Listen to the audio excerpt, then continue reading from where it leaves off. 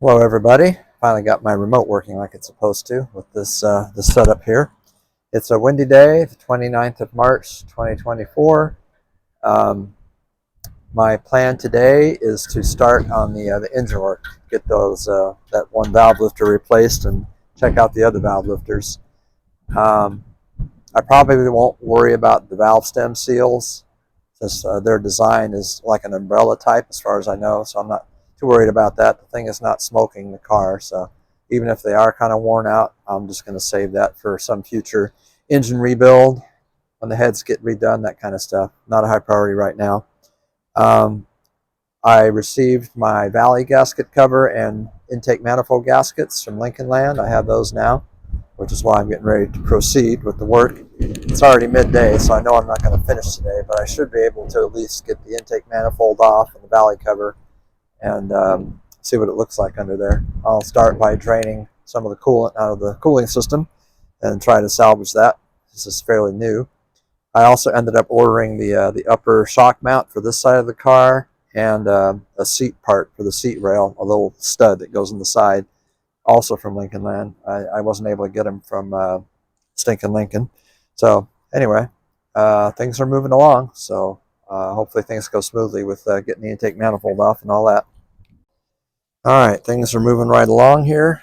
I've gotten most of the stuff on top removed now. I was hoping not to have to remove the carburetor, but there was one bolt right here that I couldn't get out because of the carburetor, so I was forced to take it off. I'm also going to try and leave the overflow tank or expansion tank in place to see if I can get away with leaving that on, so I don't have to deal with getting another gasket for the thermostat housing and all that. We'll see how that works out. There are a couple places that I got to be careful about, this being one of them. I'll have to slide the manifold back a little bit once I break it loose.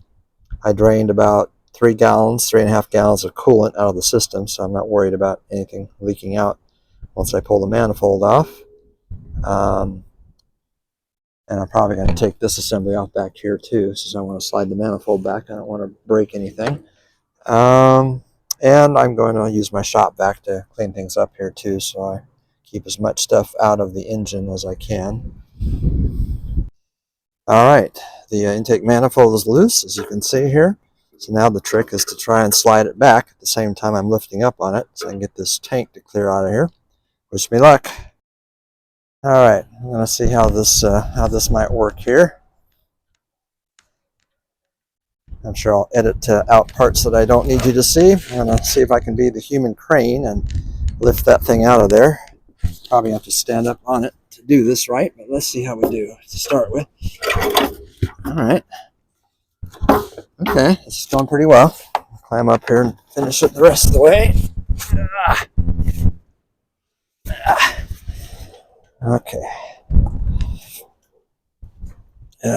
Find a good place to step my foot. Okay, there we go.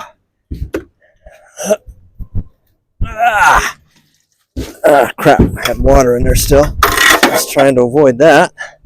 Oh boy, and it's going right inside the valley of the engine too. Not what I wanted to see. No. Okay. Well, except for the water that came out of the manifold, that went pretty well.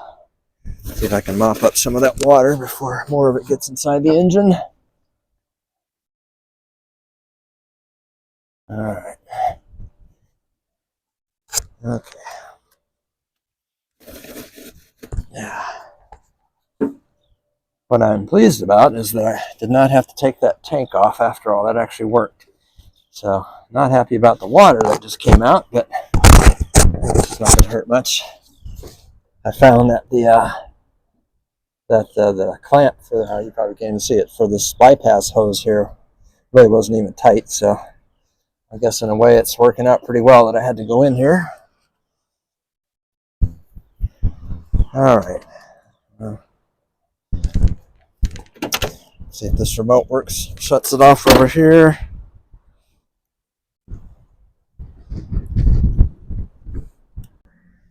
All right, I've been vacuuming and cleaning and scraping. I've got all the bolts taken out now. They're soaking in my carburetor parts cleaner now.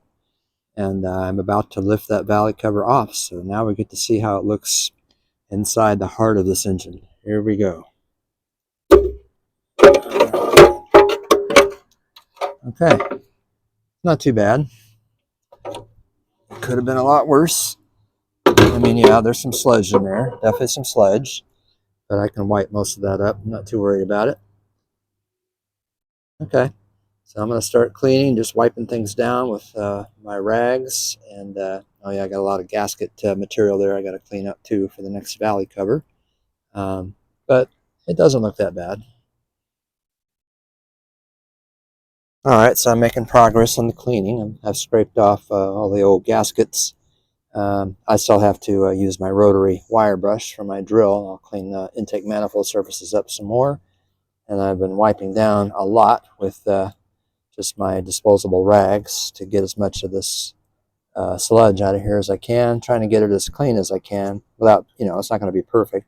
I'm really just working on getting it to a point where I feel comfortable removing lifters one at a time. And I'll start, of course, with that one right there. That's the one that's definitely bad in all of these. And at this point, I will also be removing the rocker arms on both sides and checking to make sure that they're not plugged up, the oil passages, anything like that. Just give them a good visual inspection.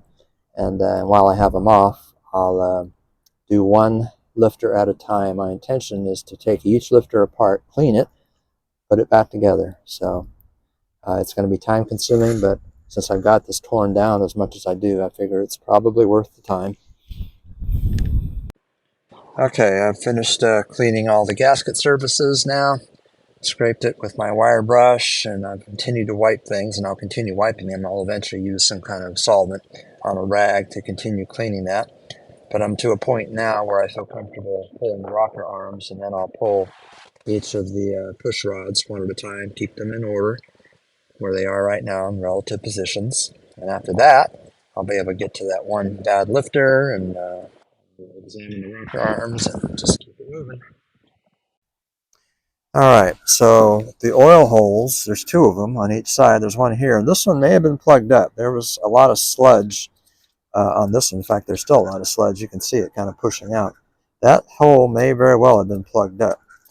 And I notice as I've been playing with it, more oil has come out down there. So it could very well be that this hole was plugged up. So I'm going to work my way through it with something more flexible than this screwdriver and continue working that and make sure it is unplugged. It looks like it might have been plugged up though. And I've got my my cardboard box here with holes drilled in it and all that for my push rods to keep them in the right order and the right side of the engine and all that. And the rocker arm itself seemed to be fine. I didn't notice anything visually wrong with it. I'm about to take the one on the other side off. And I'll check the oil holes over there as well, of course. All right, I'm going to wrap it up for the day. I got the engine apart enough to get everything apart that I needed to get to the lifters. They're all still in place. I decided I'd save that for a new day where I'm fresh. And of course, I'll start with the one on the end right there. Will be my first one I take out, and I'm going to probably just replace it. I don't see any point in trying to repair it or unplug it, whatever's wrong with it. And I'm just going to methodically, well, if it's not too much trouble anyway, I'm going to methodically go through one at a time, take each one apart, clean it, lubricate it, put it back together.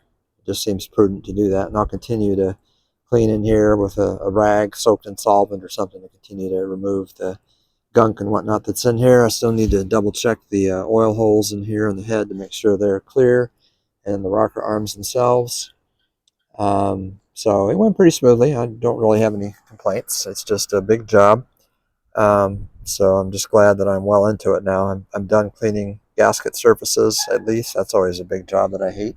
So at least that's done. And then there's more cleaning to be done. I've got parts to clean in the parts cleaner. I've got my valley cover soaking in my parts cleaner, the big one, so it'll come out pretty clean. And I've got bolts and whatnot in the carburetor cleaner, so all that will be clean. And I'll clean the rocker arms, do all that stuff. So a lot of cleaning still to be done, but it's moving along. Can't wait to see how it runs after I put all this back together. That may be a few days, though. We'll see how things go. Have a good day. Thank you.